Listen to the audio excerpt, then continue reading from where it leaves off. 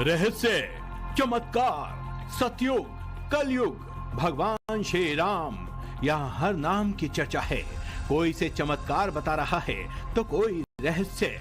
आखिर गंगा नदी में कहां से तैरता आया ये भारी भरकम पत्थर? देखिए, इस पत्थर को देखकर यहाँ श्रद्धा उमड़ पड़ी है। भक्तों का रेला लग गया है।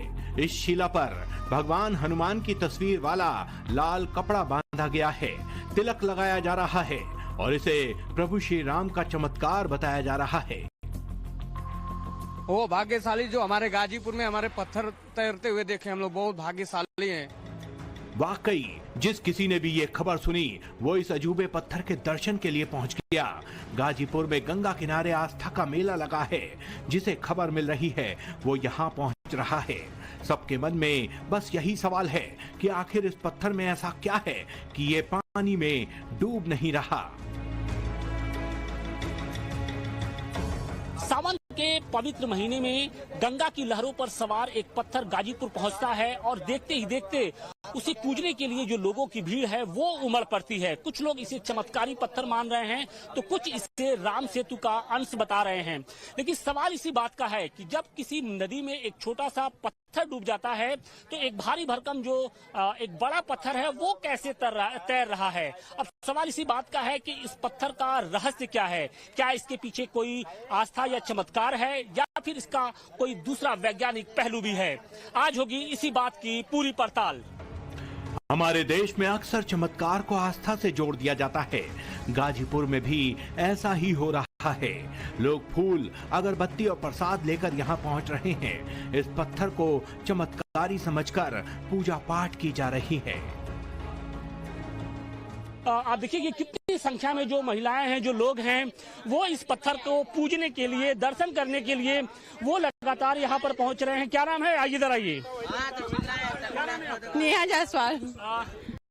पत्थर को देखने आई है? जी जी। पत्थर के बारे में क्या सुना आपने? हमने सुना कि बहुत मतलब बह नहीं रहा, तैर रहा है। विश्वास हो रहा था कि आखिर ये इतना भारी भरकम पत्थर गंगा की ऊपरी सतह पर कैसे तैर सकता है? नहीं, हम इसको राम सेतु के पत्थर से जोड़कर देखते हैं।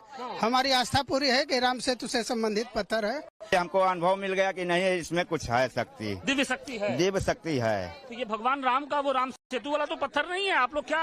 हाँ, तो वही राम सेतु वाला पत्थर लग रहा है। कोई से राम सेतु का पत्थर होने का दावा कर रहा है तो किसी को इसमें दैवीय शक्ति दिख रही है।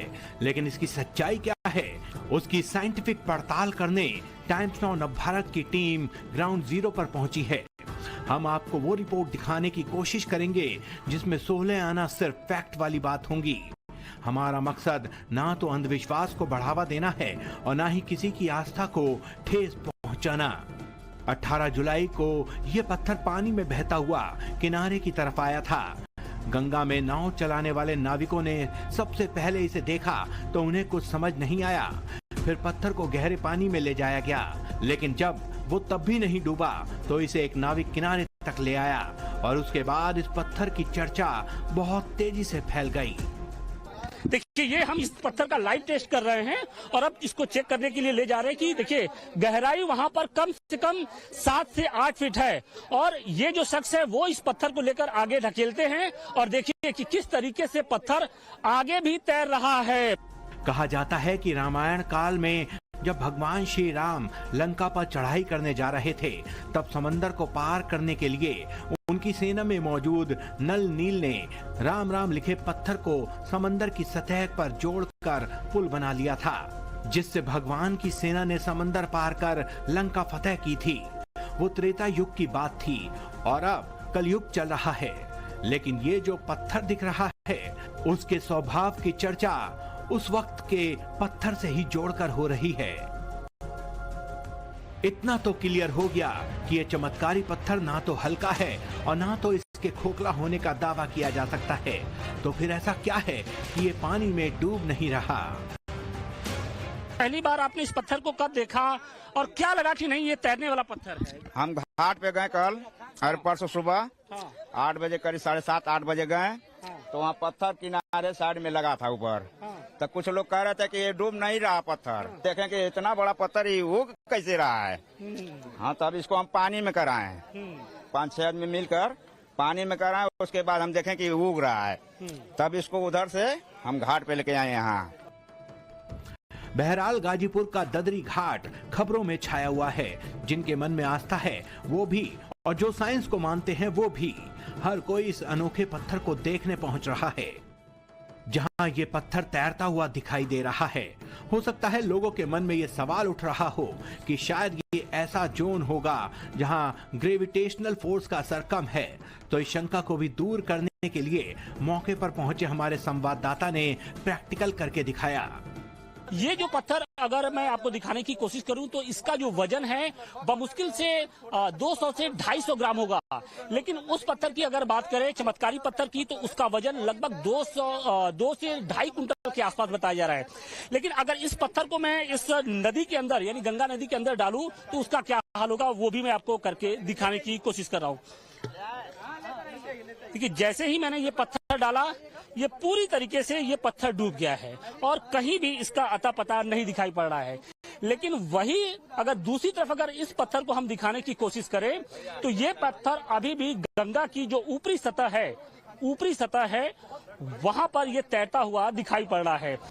हालांकि विज्ञान के अनुसार पानी की सतह पर तैरने वाले पत्थर प्यूमिस या कोरल से बने होते हैं। ये एक ज्वालामुखी पत्थर होता है जो ज्वालामुखी विस्फोट के दौरान बनता है। प्यूमिस एक हल्का ज्वालामुखी पत्थर होता है जिसमें छोटे छोटे छेद होते हैं और ये अपने कम घनत्व की वजह से पानी पर तैर सकता है। और इसी तरह कोरल स्ट्रक्चर भी हल्की और हवा से भरी होती है जो उन्हें तैरने में मदद करती है। यहाँ चमत्कार किसका है, आस्था का या विज्ञान का? ये तब तक स्पष्ट नहीं होगा जब तक साइंस इस चमत्कारी पत्थर की पूरी तरह से जांच नहीं कर लेता। जो लोग हैं उनकी जो भावनाएं हैं वो कुछ अलग हैं। उनका ये कहना है कि कड़कड़ में शिव का वास होता है, भगवान का वास होता है, तो एक भारी भरकम पत्थर में क्यों नहीं हो सकता है, और भगवान का इसमें वास है, इसी वजह से ये पत्थर फिलहाल तैर रहा है। तो अब सवाल इसी बात का है कि क्या वाकई धर्म और आस्था की जो बात है वो सही है या फिर वैज्ञानिक जो दृष्टिकोण है वो सही है। नजरिया आपको अपने हिसाब से तय करना है।